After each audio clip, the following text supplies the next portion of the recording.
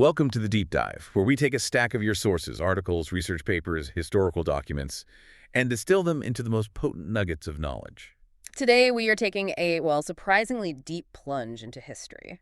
We're looking at a pretty dense and, frankly, radical source. Leon Trotsky's 1932 essay, Fascism, What It Is and How to Fight It.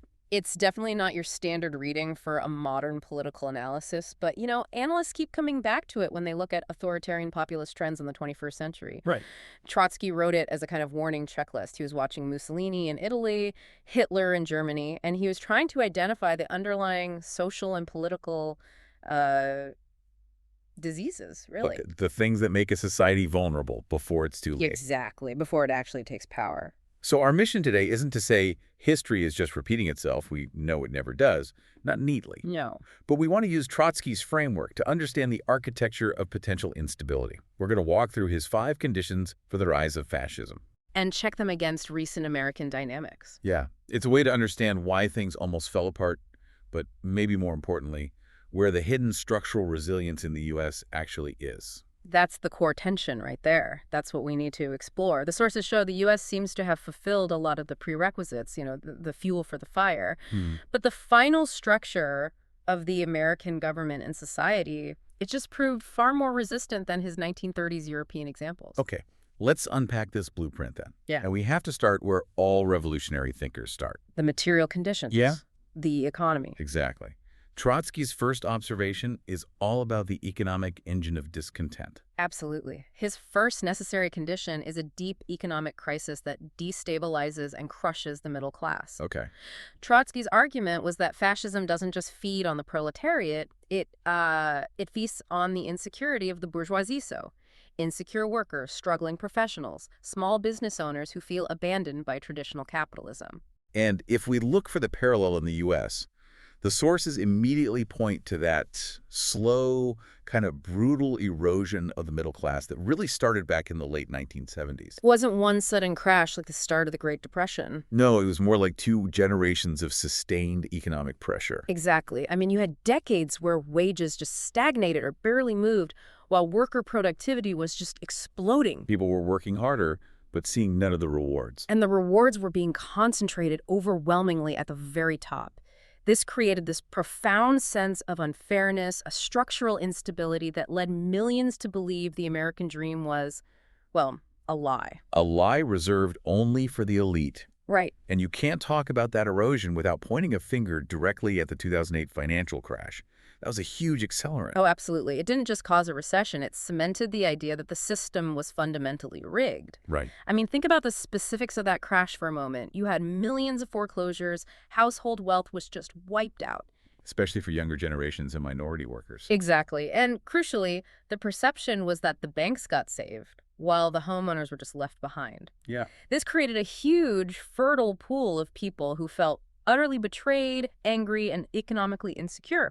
And that is precisely the constituency, according to Trotsky, that authoritarian movements look for. They don't need prosperity. They need grievance. They need grievance. But if we hold up the American experience to Trotsky's original condition, there's a key divergence that shows up almost immediately. It does. And what's fascinating here is that the feeling of abandonment was enough to meet the necessary emotional and political conditions. Even though the economy didn't fully collapse. Right.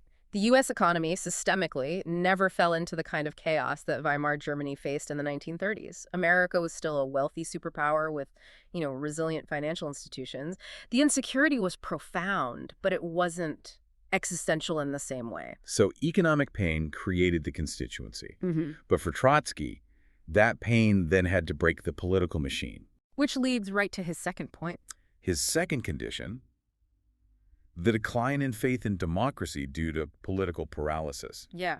Trotsky argued that fascism rises when parliamentary politics lose legitimacy, when people look at their elected bodies, the Reichstag or Congress, and just conclude. It's broken. It's totally gridlocked, it's corrupt, and it's incapable of delivering any material improvements. They think nothing ever changes. We have certainly lived through the American version of that. Oh, yeah. By the 90s and 2000s, congressional gridlock became almost permanent. The ability of the 2 parties to pass any meaningful bipartisan long-term legislation just seem to vanish. And the data backs this up. The sources cite how organizations like the Pew Research Center have tracked this meticulously. Public trust in government just fell off a cliff. And when the system becomes unresponsive, the ground is primed for an outsider to step in and offer a radical, quick fix. Yes, and this is where rhetoric becomes incredibly powerful. You see the immediate, potent parallel in the language that capitalizes on this breakdown, right? Positioning the leader as the singular anti-establishment savior. It's the promise of radical surgery, not slow policy reform. Think about the messaging. Drain the swamp. The system is corrupt. Only I can fix this. Only I can fix this, or they're not coming after me, they are coming after you. Yeah. I mean, this rhetoric directly exploits that loss of faith in traditional political institutions. It makes the leader the only option outside of a, quote, rotting structure. Exactly. But let me push back on that a little bit. Yeah. I mean, if we look at history, strong anti-establishment, populist rhetoric has always been part of American politics.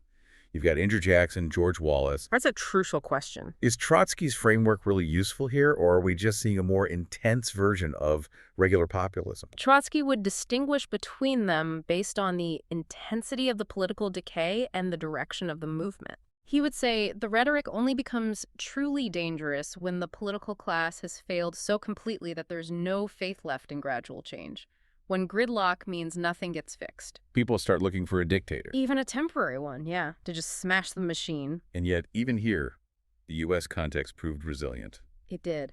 Despite the obvious political decay and the paralysis, the core elements of the U.S. structure, the decentralized federal system, the division of power, the tradition of legal scrutiny, they all remained intact. So the machine was strained, but it was still running. Right.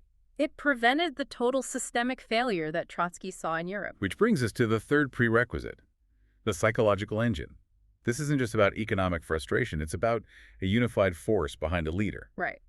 Trotsky's third condition requires a mass movement driven by resentment, nostalgia, and grievance. A movement, not just a party. He was emphatic about that. Fascism is not just a party or some elite actors. Yeah. It is a mass movement that promises to restore some imagined national lost greatness. The sources describe the Make America Great Again mantra as a nostalgia project at its core. It's a promise to rewind the clock. To a time real or imagined before globalism, before cultural shifts, before economic stagnation. Yeah. And the movement's emotional ingredients are complex. Research from places like PRRI and Pew track them perfectly. It's fueled by demographic anxiety. The fear among the historical majority that they're becoming a minority. Exactly. Deep cultural resentment against institutions, academia, Hollywood, the media, that are seen as looking down on and undermining ordinary Americans. And a fundamental feeling of cultural betrayal. At its core, yeah. This sounds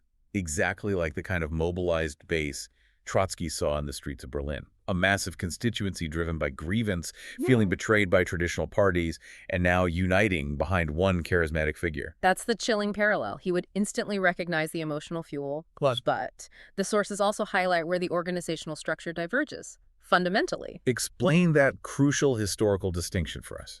Okay, so fascist movements in the 1920s and 30s, they relied heavily on large, highly disciplined, uniformed paramilitary formations. The black shirts in Italy, the brown shirts in Germany. Right. These groups were basically political shock troops. They directly confronted and, in the end, replaced the state's own security apparatus. And that level of organization and coordination is just... it's what we haven't seen in the U.S. Precisely. Yeah. I mean, while modern American populism has certainly involved sporadic militia activity, groups like the Proud Boys or Oath Keepers. It's not the same scale. It consistently lacks the organization, the scale, and the unified political and state backing that allowed the historical European movements to become these powerful street-level armies. So the movement is massive, yes, but its coercive force is still decentralized and fragmented. Right. Let's pivot now to the final two conditions, which are really about the transfer of power and the ultimate test of institutional strength. We start with the role of powerful economic interests. This is Trotsky's fourth condition, the alignment of big capital with authoritarian populism. Right. Trotsky argued that fascism can't succeed without the explicit or at least tacit financial backing of powerful sections of big business. And why is that? Because the corporate elite, when they're facing social upheaval and instability, would rather align with an authoritarian who promises order than risk a genuine revolution from the left. And we did see a parallel here. Certain business sectors, the ones that rely on deregulation, fossil fuels, certain hedge fund donors, they supported the populist political movement heavily. They saw it as a vehicle for tax cuts and reduced regulation. Of course. But the divergence here is really striking, and it says a lot about the American power structure. It really does. American corporate support was profoundly fragmented. Capital never fully committed to the authoritarian cause. Not at all. In fact, after specific moments of institutional crisis, especially an event like January 6th, many major companies, they ran for the hills. They rapidly distanced themselves, paused donations, shifted their backing toward more establishment candidates. So in Trotsky's terms, American capital only flirted with authoritarian populism. It never signed the marriage contract. Correct. The ultimate goal for the powerful elite in the U.S. remained market stability and institutional predictability, goals that the authoritarian movement ultimately threatened, so the financial support structure never became unified and total. And that, according to this framework, is essential for a true fascist takeover. Essential. Which brings us to the ultimate final test, Trotsky's fifth condition, the attempted overturning of democratic outcomes. This is the big one. Trotsky warned that fascism doesn't just win elections, it seeks to destroy democratic institutions outright to solidify its power. And this is where the historical analysis from the sources gets very, very pointed. You have to look directly at the actions leading up to, during, and after January 6, 2021. And the sources are unequivocal. This was described as an attempt to overturn an election, period. It was an effort using mass mobilization, conspiracy theories, pressure on state officials. Exactly as Trotsky describes, when a populist leader tries to use mobilized grievance to cling to power illegally. It's the playbook. This moment, then, becomes the pivotal juncture for this entire analysis, the American experience against the Trotsky blueprint. It is the ultimate crucial divergence. Trotsky would argue that the outcome of this specific institutional test determines everything. So what happened? U.S. institutions held. The federal structure proved far more resilient than people expected. The courts, from local districts all the way up to the Supreme Court, rejected false claims over and over again. State election officials, many of them Republicans, they certified the results under extreme pressure. The civilian bureaucracy held firm. The military leadership refused to get involved. The checks and balances worked, even under immense stress. They did. Trotsky would argue that the structural strength of those institutions, combined with that fragmented support from corporate elites, is precisely why the U.S. flirted so dangerously with the prerequisites. The economic instability, the political decay, the mass grievance. All of it. But it's why the country ultimately did not slip into the full totalitarian reality he described. So, okay, what does this all mean for us? Did a 1932 Marxist revolutionary predict the specific figure or political movement of modern American populism? Obviously not. No. But he provided an incredibly robust and, yes, chilling framework for understanding the recipe for instability. Right.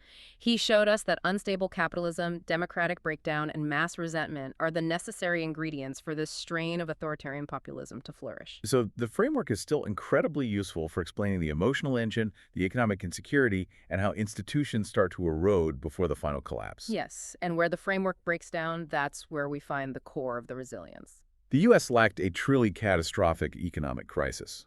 The American institutions proved deeply decentralized and durable. And the ruling business class refused to fully commit to the authoritarian outcome. The lesson, ultimately, is structural, not moral.